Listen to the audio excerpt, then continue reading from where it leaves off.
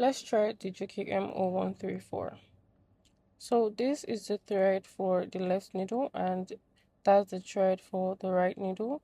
That's the thread for the lower looper, right? And the one behind, that's the thread for the upper looper.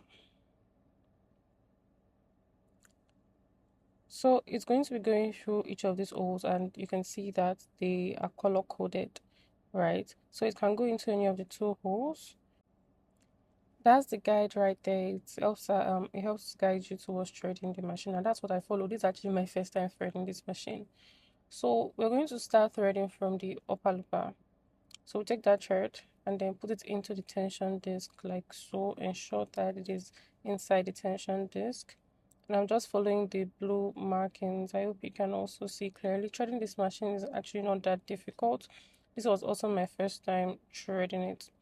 And then just ensure that wherever you're putting it is actually locked into that position.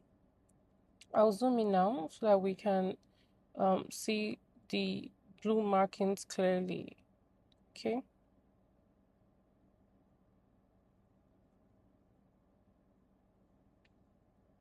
Okay. So you can see that there is a blue marker right behind the red, and I put the thread through that.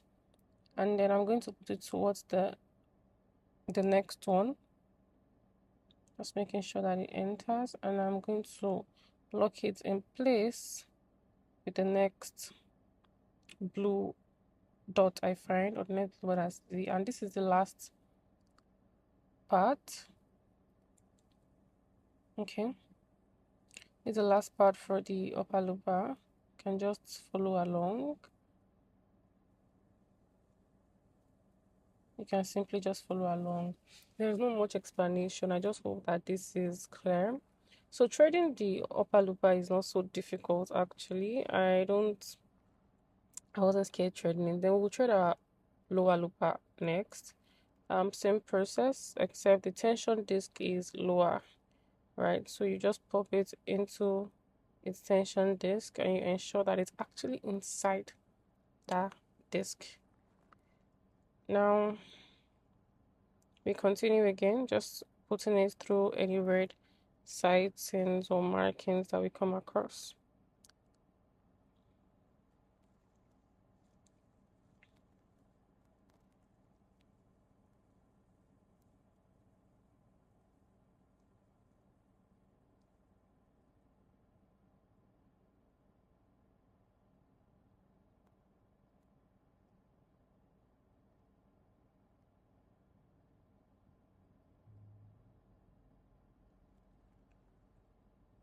Then I'm going to open the other side of this machine like so. This is because the next part we're going to be threading it through is it's on that side. So you're going to look at that hook which I'm pointing towards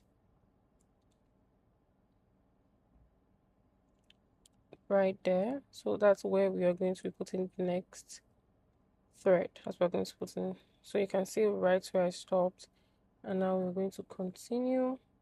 Just hook that in.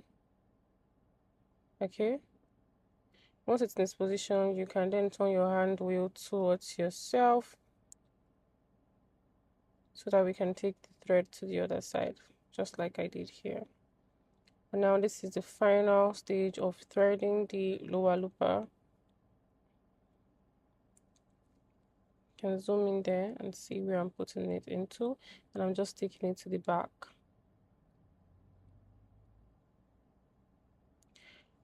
Now we're going to be moving on to threading our right needle, and the right needle is green, so we pop that in into the tension disc, right?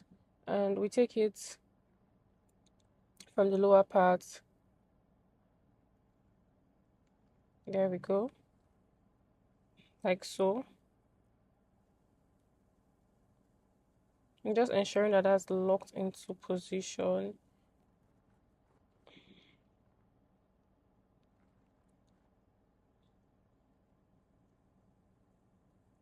The next thing I want to do is to pass it through the needle. So I already did that. and then I'm threading the left needle.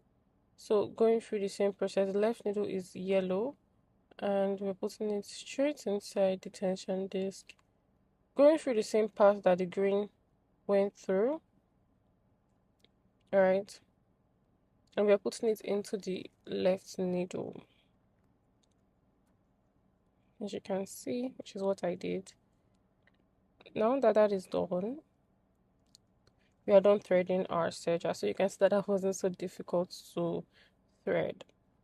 However, when I tested this, I actually did not like the results.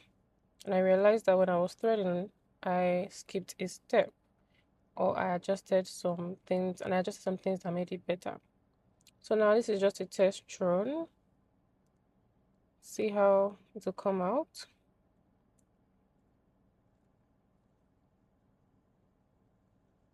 From the front, it looks really good. You can tell. But as soon as I flip to the back, I can see that there's some tension issues with the right needle. So I retreaded the right needle as well as the left needle. So I told you there were two holes in front. So I moved it to the first hole instead of the second hole. And then for the right needle, I after popping it in that green dot, there's something like a spring. So I put it through that spring before putting it into the needle. Right? If you have this machine, putting the spring is not so difficult. So I put it into the spring and then I threaded it and I ran it again. Here's the result. So that's the front and the back.